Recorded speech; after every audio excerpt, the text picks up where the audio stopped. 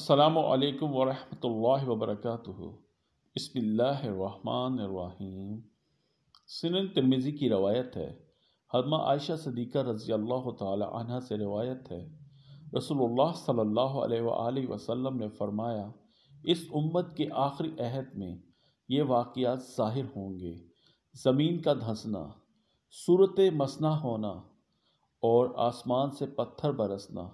عائشہ صدیقہ رضی اللہ تعالی عنہ کہتی ہیں کہ میں نے عرض کیا، اللہ کے رسول، کیا ہم ہلاک کر دیے جائیں گے؟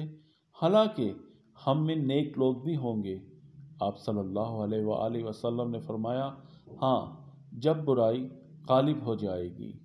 ان عذابوں کے مسلمانوں پر نازل ہونے کا مخصوص وقت متعین نہیں فرمایا گیا، مگر آج امت پر برائی کے غالب آ جانے کے بارے میں کوئی دو رائے نہیں ہے۔ امید ہے کہ استغفار اور دعا کے ذریعے خود کو ان واقعات کے شر سے محفوظ رکھا جا سکتا ہے۔ اللہ سبحانہ و تعالی ہمیں عمل کی توفیق عطا فرمائے، آمین۔ یوں زلزلوں کا آنا، سیلاب کا آنا، معیشت کی تباہی، یہ سب اللہ کی طرف سے عذاب ہے۔